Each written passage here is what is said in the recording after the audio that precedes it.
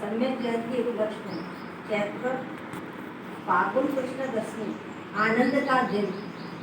गुजराती फागुन कृष्ण दशमी को सोमवार दोपहर सामयिक में निस्वरूप अनुभव में आया। अनंत काल से नहीं समझ में आया स्वरूप समझ में आया। आनंद सागर उछल रहे थे। वह स्वरूप आश्चर्यकारी व अद्भुत, परम उपकारी, परम प्रतापी सद्गुरुदेव को नमस्कार। आहा, अनंत काल से छिपे हुए आत्म भगवान प्रकट हुए। उनका छिपा हुआ ऐसा अनुपम अमृत स्वाद वेदन में आया, अनुभव में आया। हे श्री सद्गुरुदेव, वह आपका ही प्रताप है। पूज्य रूप में 276 277 गाथा है। अब प्रश्न होता है कि निश्चय के द्वारा निषेध व्यवहार में और व्यवहार में का निषेधक निश्चय नय, वे दोनों नए कैसे हैं? कुलकुंदाचार्य बहुत अद्भुत बात इन दो गाथाओं में कहना चाहते हैं। बहुत सुंदर कुलकुंदाचार्य की एक अद्भुत शैली है कि हर एक गाथा व्यवहार की लेते हैं तो दूसरी गाथा निश्चय के लेकर के उसका निषेध करते हैं। ये उनका एक पैटर्न है, बहुत बढ़िया। और यदि उनको एक ही गाथा लेना हो तो ऊपर की लाइन में व्यवहार लेते हैं और नीचे की लाइन में निश्चय लेते हैं। ऐसी कोई इनकी अद्भुत शैली है। इसका अर्थ क्या हुआ कि इसका अर्थ ये हुआ कि पहले व्यवहार की स्थापना करते हैं और फिर निश्चय से उसका निषेध करते हैं। क्यों? क्योंकि स्वाश्रित सुनिश्चय, पराश्रित से व्यवहार, ये परिभाषा याद रखना। और पराश्रितता तोड़ने के लिए निश्चय नय को उपस्थित करते हैं और आचार्य निर्देश देते हैं कि ये पराश्रितता तोड़ो और स्वभाव में लीन हो जाओ। ऐसी कोई अद्भुत शैली आचार्य की। 11वीं गाथा जैसे उन्होंने निश्चय के लिए, 12वीं तुरंत व्यवहार के लिए। मैंने किसी को भी एकांत नहीं हो जाए, कोई भी पहले व्यवहार है। व्यवहार और निश्चय का अर्थ ये होता है कि पहले मंदिर में जाओ फिर अंदर में जाओ। क्योंकि अंदर में चले गए तो बाहर मत आओ, बाहर आ जाते हो तो फिर अंदर जाओ। अब ये बाहर मंदिर जाना है तो घर छोड़ के मंदिर आना, ये व्यवहार है। और इस व्यवहार को छोड़ करके आत्मा में जाना है, वो निश्चय। अगर निश्चय में चले गए तो फिर बाहर आने की जरूरत नहीं है, बाहर आ जाते हो फिर अंदर जाओ। ये मोक्ष का मार्ग है। इतना सुंदर सरल है। अब कोई जीव ऐसा कहे कि मैं घर से सीधा आत्मा में चला जाऊँगा तो वो मार्ग नहीं है। पहले मंदिर आते हैं और मंदिर के बाद में फिर अंदर में जाते हैं। अंदर जाना ये निश्चय है, मंदिर में आना ये व्यवहार है। अब जैसा हमको तो इतने दिन हो गए मंदिर जाते जाते, तो बात ऐसी है कि अपन ने कभी अंदर में जाने के निर्णय नहीं करा। अपन बाहर से, घर से ही पाप का उद्देश्य लेकर चलते हैं। अगर अपने को कुछ काम घर का करना है तो पहले से ये संकल्प करके चलते हैं, बस अभी आया मंदिर से, अभी मंदिर का काम निपटाए। अपनी भाषा भी ऐसी होती है, इसलिए निश्चय में जाएगी क्यों? अगर किसी व्यापारी का फोन आया तो उसने कहा कि भाई मैं अभी आ रहा हूँ दुकान पे, आपको कितनी देर में? तो बस मैं भी 10 मिनट मंदिर से आया। उसको तो व्यवहार लागू नहीं हुआ, क्योंकि वो तो पाप का अभिप्राय लेकर ही घर से चला था। उसको मंदिर के अंदर यानी आत्मा के अंदर जाने का चांस है ही नहीं, क्योंकि उसने तो निर्णय ये कर लिया कि मेरे को पाप में जाना है। तो वो तो मंदिर में रहने पर भी बाहर ही है। जो मंदिर में है वो किसी दिन अंदर जा सकता है। मंदिर अंदर तो समझे, मंदिर का अर्थ खाली उपस्थिति से नहीं, उसके विकल्पों से। अगर उसको ये काम है कि बस ये काम फटाफट करो, फिर मुझे मेरे घर का काम करना है, तो वो तो आया और नहीं आया समान ही है, क्योंकि उसके डिसीजन ही, उसका निर्णय ही पाप करने का है। जैन दर्शन बहुत अद्भुत है। इसको क्रॉस करके कोई भी आज तक न तो सम्यक दर्शन को प्राप्त कर पाया न निरंकाल कर पाएगा। पहले व्यवहार की स्थापना होती है, यानी पहले व्यवहार में आया जाता है, और व्यवहार में आते भी इसलिए है कि निश्चय को प्रकट करना है। यदि व्यवहार में नहीं आएगा तो निश्चय प्रकट भी नहीं होगा, और व्यवहार को उपादेय जानने का तो भी निश्चय प्रकट नहीं होगा। व्यवहार की सफलता तभी है लेकिन निश्चय का रोज आता है, वो तो अपन सुनते का, संसार के लिए सफल है। अपन सुनते ही कहाँ है। अगर सुनते होते तो अपन उद्देश्य बदल देते कि सुनने का उद्देश्य आत्मा में जाना है, बाहर जाने का जिम्मा निषेध ही कर रही है।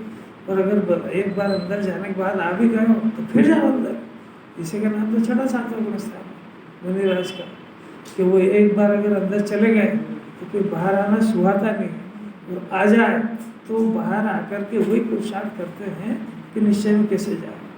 अपनी पोजीशन देखो कि अपन यहाँ आकर के उद्देश्य ही नहीं करना जाना है, तो ऐसा सुनने से फायदा थोड़ी होता है। अरे वही तो बनाओ, सुनना हमारा प्रयोजन भी है।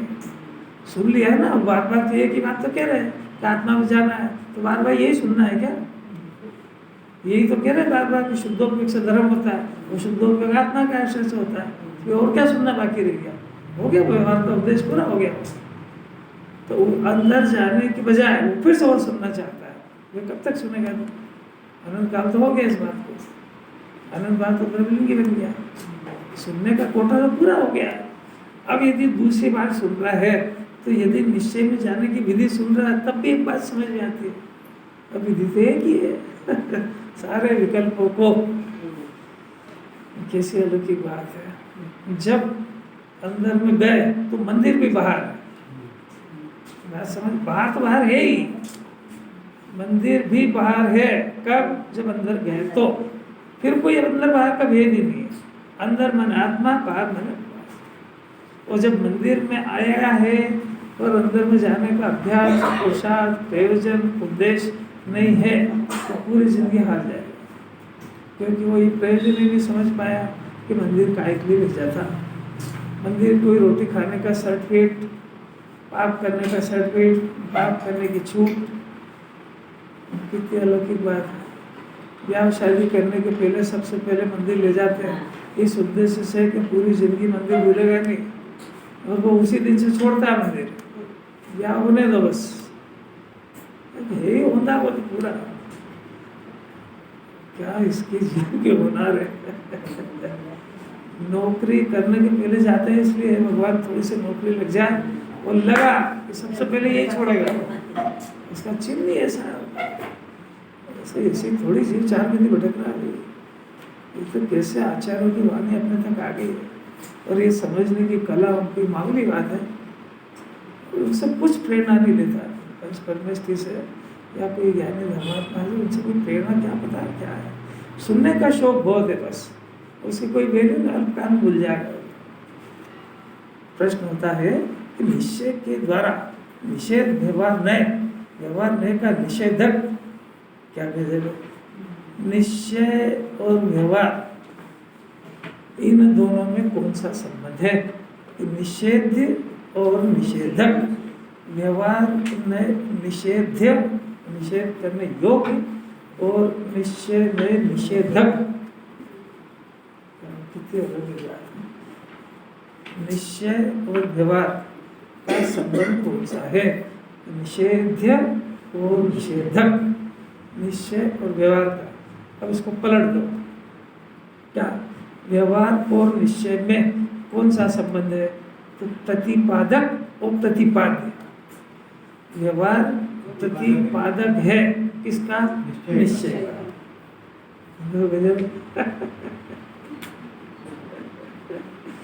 राम और सीता का संबंध बताया। राम सीता कौन थी? पति और पत्नी। राम पहले लिया, पत्नी बाद में लिया, तो राम सीता कौन संबंध? पति और पत्नी। अब पलट दो उसको, सीता और राम का कौन सा संबंध है? तो पत्नी भी आ जाएगा संबंध तो वही है। संबंध तो दोनों के अंदर निश्चय को उपाधि बताना है। अरे तो क्या गुरुदेव हो गए तो निश्चय की बात भी आ गई। कौन क्या होता है निश्चय में, क्या होता है व्यवहार में, क्या होता है निषेध में, क्या होता है निषेधक, क्या होता है प्रतिपादक, क्या होता है, क्या समझ ही नहीं आती। व्यवहार कहते ही उसको है जो निश्चय का प्रतिपादन करे, निश्चय कहते ही उसको है कि जो व्यवहार का निषेध करे। अब ये नए चलाना आना चाहिए ना इसको। इतनी अलग की बात है। दोनों कैसे है ये आप बताते हैं आचार्य, तो अब उसके लिए तो आप सुनो ना शांति से। अभी तो हेडिंग में हेडिंग समझ आ गया कि आपको सब सारे तो सभी समझते हैं, यहाँ आने की जरूरत है क्या जो सब समझते हैं।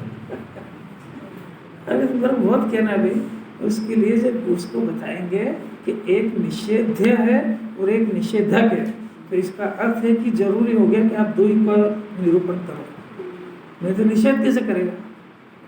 इसका अर्थ है कि व्यवहार भी बताएंगे और निश्चय भी बताएंगे, तो वो जब बताएंगे और दोनों समझ में आएगा तभी तो निश्चय के द्वारा व्यवहार का निषेध करेगा।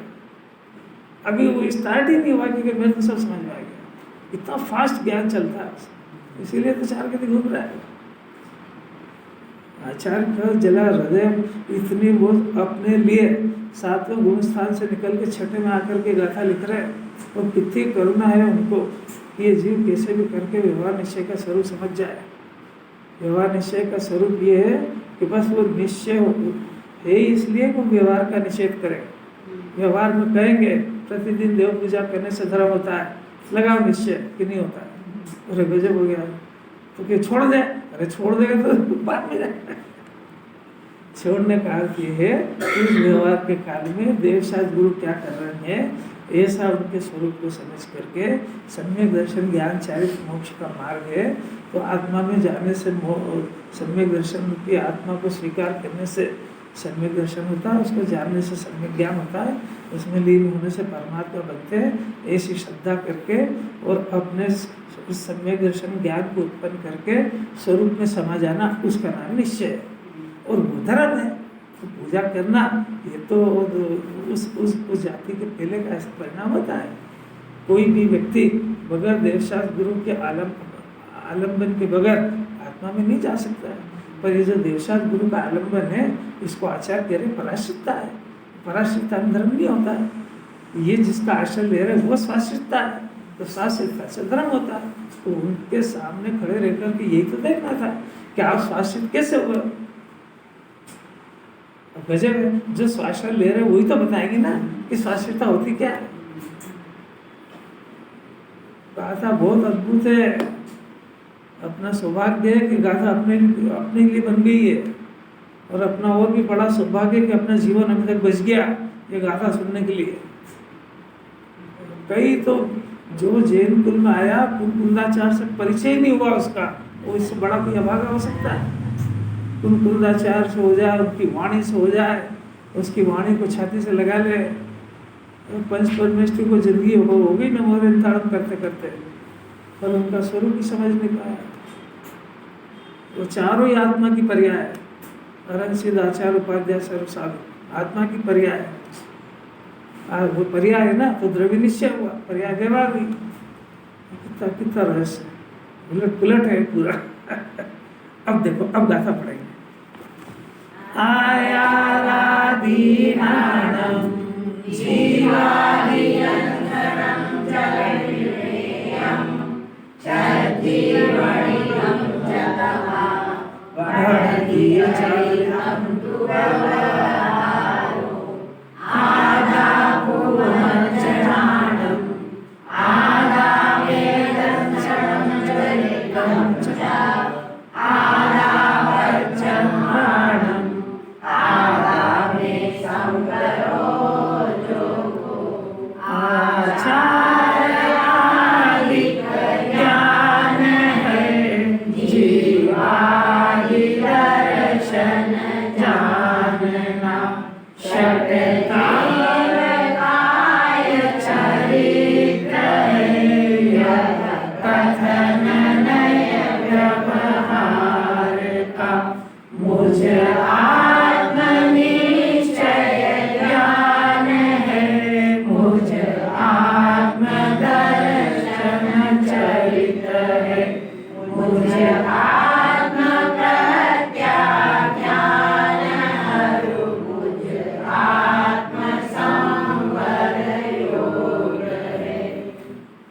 आचारांगादि शास्त्र ज्ञान है। वो गजब हो गया। जीवादि तत्व दर्शन जानना चाहिए। और 6 जीव निकाय चारित्र है, ऐसा तो व्यवहार में कहता है। अब कितना गजब लिखा। आचार्य ने ये भी नहीं लिखा कि आचारांगादि शास्त्र का ज्ञान है। आचारांगी शास्त्री ज्ञान है बस। कावा भी नहीं लगाया उन्होंने। जीवादि तत्व दर्शन, यानी ये भी नहीं लिखा कि जीवादि 7 तत्व को जानना ये दर्शन है, ये भी नहीं लिखा आचार्य ने। गजब है। 6 जीव निकाय की रक्षा ये चारित्र है, ये भी नहीं लिखा। सीधा 6 जीव निकाय चारित्र है, फिर भी उसको व्यवहार नहीं किया। कैसी अद्भुत बात है। टीका में समझाएंगे प्रचार। अगला क्रम बदल दिया ये गाथा। है? ये दूसरे को तो बहुत पहले ज्ञान ले लिया। चरित्र पहले था, फिर ज्ञान था, फिर श्रद्धा थी। हाँ। यहाँ पे बदल दिया। यहाँ बदल दिया। हाँ। पहले जो गाथा है ना, वो तो सब समझा दिया। यहाँ से तो टॉपिक ही बदल गया। यहाँ से तो उन्होंने एक हिंट दे दी कि निश्चय नय के आश्रय से मोक्ष होता है, और व्यवहार को सिखा दिया। अब वहाँ उन्होंने कह दिया कि व्यवहार का निषेध करो, निश्चय का निषेध, निश्चय से व्यवहार का निषेध करो तो मोक्ष को प्राप्त होगा। तो फिर प्रश्न खड़ा हो गया, आप व्यवहार निषेध बताओ। तब तो प्रकरण बदल गया पूरा, वो लौट गया आगे। अब तो लौट ही बदल गया। अब तो इसमें ऊपर की गाथा में व्यवहार सम्यक दर्शन है, नीचे की गाथा में निश्चय सम्यक दर्शन है, और व्यवहार सम्यक दर्शन का निषेध कर दिया। ये भी इसलिए करा कि उनके जो अभव्य जो जीव है वो सारा का सारा पाल रहा है, उसको व्यवहार भी नहीं कह रहे। जैसे हो गया ना, वो अभी अपनी स्थिति में देखो, अपनी परिस्थिति के अंदर कि अपने को अभी 6 काय के जीव को मारने का परिणाम होता है क्या? नहीं होता है। भले अनजाने में मरे वो सब मरेगा, नहीं होता है। जो बचाने का परिणाम हुआ है वो होता है कि नहीं? कहाँ से वो होता है? तो अब ये जो बचाने का परिणाम होता है ये शुभ भाव है, धर्म तो ही नहीं। एक बात, मारने का परिणाम अशुभ भाव, सब गाथा बता चुके पहले। अब यदि मैं मारता हूँ और मैं बचा सकता हूँ तो मिथ्या दर्शन है। तो मिथ्या दर्शन सहित का बिल्कुल हल्का शुभ भाव हुआ। द्रव्यलिंगी को, 11 अंक के धारी को जो पुण्य का परिणाम हुआ वो व्यवहार नए नाम नहीं पाता है। नाम निक्षेप से जिनवाणी उसको व्यवहार कहती है। क्योंकि आखिर क्या कहेंगे? क्योंकि बाहर तो निर्वस्त्र है ना, बाहर तो 28 मुलुक में रहती 4 पालन में, तो आखिर बताएंगे कैसे? कोई वो 5 मुनिराज के टोले के अंदर अगर एक द्रव्यलिंगी है तो क्या कहेंगे ये अलग है, ये अलग है? तो उसको इनको व्यवहार न लागू पड़ेगा और उनको नाम निक्षेप से व्यवहार। इसको भी क्यों कहा आपने कि वो जो शुभ मारने का परिणाम तो है नहीं, शुभ बचाने का जो शुभ परिणाम है तो मैं बचा सकता हूँ इस मान्यता पूर्वक, नंबर 1। नंबर 2, सम्यक दर्शन के बिना का शुभ भाव, तो वो शुभ भाव बचा सकता हूँ इस परिस्थिति, इस एरिया में ही आता है। तो वो जो परिणाम है मिथ्या दर्शन सहित का शुभ भाव होने के कारण मिथ्याचारित व्यवहारचारित नाम नहीं पाता है। शुभ भाव है, बिना निश्चय का शुभ भाव है। उसकी मर्यादा स्वर्ग तक की है, नवग्रह तक की तो चले गए, उसकी मर्यादा मोक्ष तक की नहीं है। मामला बहुत सीरियस है। ये अपन जैसा सब बद बोले यार, इसके रहस्य को पकड़ना मामूली बात है। फिर से सुनो, सम्यक दृष्टि होता है ना, सम्यक दृष्टि कपड़े पहने हुए पंचम गुण स्थान वाला 16वें स्वर्ग से ऊपर नहीं जाता है, और ये मिथ्या दृष्टि है। निर्वस्त्र होने के कारण 16 स्वर्ग से ऊपर 9 ग्रहवेक है, तो सबसे अंतिम ग्रहवेक तक चला गया। कोई बात समझ आ रही है ना? वस्त्रधारी चाहे वो ज्ञानी हो या अज्ञानी, वो अज्ञानी तो सम्यक दर्शन नहीं हो तो अन्यमति के जो व्यक्ति होते हैं, अन्यमति के जो भी करते हैं व्रत उपवास, वो स्वर्ग जाते, कोई जेनी का ठेका नहीं है। वो भी जाते हैं, पर उनकी एक मर्यादा है कि वो 12वें स्वर्ग से ऊपर नहीं जाते हैं। सब लिमिटेशन है, ऐसा थोड़ी है कोई। इतनी अलौकिक बात है। तो इसमें होते ना मन कशा उनकी भी होती है, जंगल में नग रहते हैं, फल फूल खाते हैं, किसी को सताते नहीं है, किसी को मारने वाले। अधोगति तो अधो परिणाम करने से जाता है, तो उनका भी किसी को सताते नहीं, बिना कारण उपवास कराते हैं, और उनके भले ही करता तो बुद्धि से ही सही, पर ये स्वर्ग और ऊपर के जाने का कारण कसाई की मंदता है, भेद ज्ञान नहीं, और भेद ज्ञान ही सम्यक दर्शन का कारण है। मन कषाय, मन कषाय है भी। अब ये उनके अंदर मन कषाय, तीव्र कषाय की परिभाषा भी कहा है। यहाँ तो कुछ द्रव्य लिंगी बन गए 28 मूल गुण निरतिचार पालन कर रहे हैं, और करने पर अगर ये परिणाम अंदर ही अंदर हो गया कि मैं ये कर रहा हूँ, इसके पुण्य मोक्ष भले ही नहीं मिले, पर ये ऊंचा पुण्य हो रहा है, इसके फल में 5 इंद्रिय के विषय मिलेंगे, तो पाप भावोगे तो वो जो मांग रहे तो भंग हो जाते हो। कितना सूक्ष्म वो कोई समझ सकता है क्या वहाँ पे? तो केवल ही के सानिध्य बगैर कौन समझे इसको। ये मंदिर में बैठा है तो जरूरी है कि वो कषाय मंद हो उसकी, वहाँ कषाय की तीव्रता वही खाने का परिणाम है, तो बदल गया परिणाम, उद्देश्य ही बदल गया। अभी हाल ही तो कहा कि बस मैं भी मंदिर होके आता हूँ, फिर दुकान जाना है, तो वहाँ तो मंदिर होते हुए भी वो बाहर ही। अरे तो बहुत अलौकिक बात है। अपन तो बहुत ऊंची बात कर रहे हैं इसमें, बहुत ही अपूर्व कर रहे हैं। उसमें क्या है, इतने सुनने के बाद इतना तो समझ रहे हैं जिनवाणी क्या कह रही है। यहाँ तो फिर कर रहे हैं, बस बंद ही करते हैं। ऐसा है कि जिसको बोलना होता है ना, उसका सुनने में मन नहीं लगता है, और वो दूसरे को डिस्टर्ब करता है। उन्होंने कार्यक्रम रखा है, चलने में